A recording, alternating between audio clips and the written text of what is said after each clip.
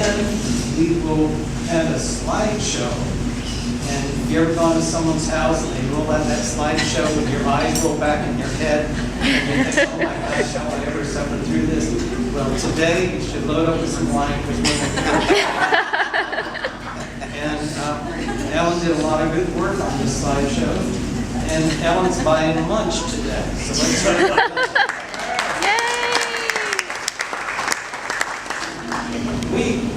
We have a group of friends that really have nothing to do with our family and our work life, and it's really our adventure life. And we found adventure primarily, and I skipped you behind the call. We found adventure through motorcycling as a sport. And this. Now you tell a couple about to marry to not only love with words but with actions. But since I know Dan and Ellen, my challenge is going to be to the rest of us.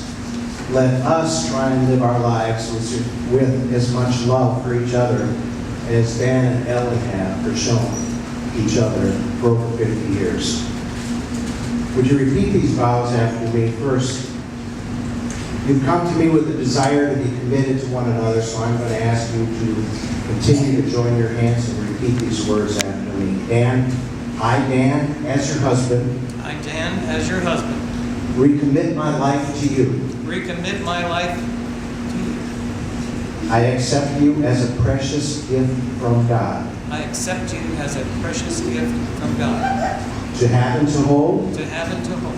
From this day forward. From this day forward. To love you. To love you. Care for you. Care for you. And encourage you. And encourage you. In both good times and bad. In both good times and bad. For as long as God gives me breath. For as long as God gives me breath. Ellen, would you repeat these words as well? I, Ellen, as your wife. I, Ellen, as your wife. Commit my life to you. Commit my life to you. I accept you as a precious gift from God. I accept you as a precious gift from God. To have and to hold. To have and to hold. From this day forward. From this day forward. To love you. To love you. Care for you. And encourage you. In both good times and bad. Times and bad. For as long as God gives me breath. As long as God gives me breath. You were given rings to each other about 50-some years ago. And those rings are an outward sign. They're a visible symbol of a commitment that you made, which unites you both. The rings are circular in shape, and that signifies a never-ending love. They're also made of precious metal, and that is the least tarnished and most enduring, showing the strength of your relationship. For those 50-plus years, you have had these symbols of your love and bond to each other. I'm going to ask you to place your wedding rings one on top of the other. And repeat after me. Dan, I gave you this ring. I gave you this ring. As a token. As a token. Of my continued love. Of my continued love. And commitment. And commitment. For the past 50 years. For the past 50 years. For this day. For this day. And forever. Ellen, I gave you this ring. I give you this ring. As a token. As a token. Of my continued love. My continued love. And commitment. For the past 50 years. This day. This day. And forever. Forever. Dan and Ellen, since you have re-exchanged your vows and promised to love to each other in the presence of God and all these witnesses, and by the authority given to me as a minister of the gospel, I now pronounce you are and continue to be husband and wife.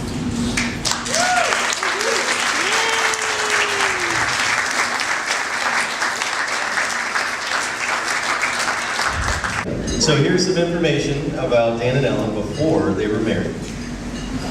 Dan was born in Sydney, Ohio. He spent most of his formative years in Ohio, Florida, California, and New York before finally settling in Florida in 1966. Jupiter first, then Merritt Island. Unknown to Dan and Ellen, At the time, Dan's father, Lou, worked with Ellen's father, Don, at Pratt & Whitney Aircraft in West Palm Beach. Dan's father, Dan moved to Vermont. My mom told my grandfather, Donald Davy, that she wasn't going, that she met a man that she loved and she was going to stay behind. And my grandfather said, true to form, very matter of fact, if you're staying, you're going to marry him. And that was that. My dad proposed, my mom accepted, and my grandmother, June Davy, had exactly 1 week to plan a wedding. My mom actually sewed the hem of her wedding dress in the car on the way to the chapel.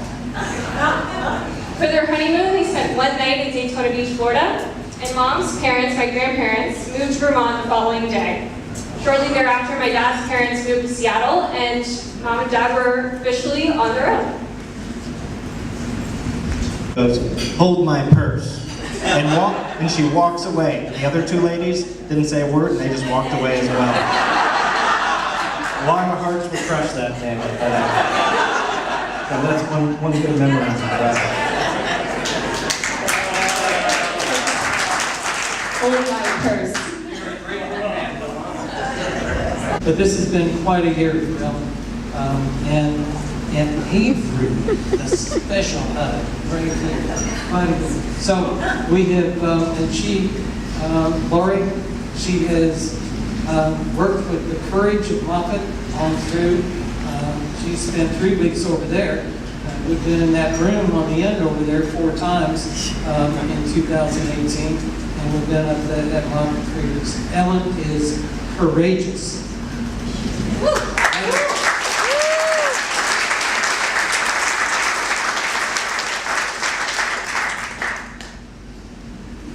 She is woman. She's working that through.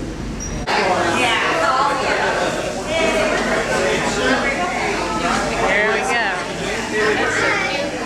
They're supposed to feed each other, right?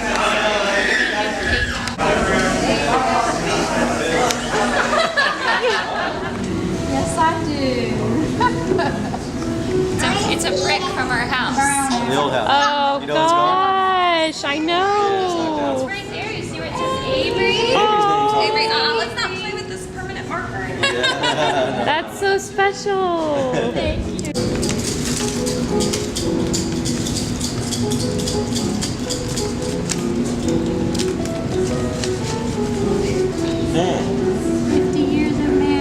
It's going to be a paver. Oh, a paver. Right by Columbia Cafe. Oh, that's so great. Just a little rendering. Sorry about that.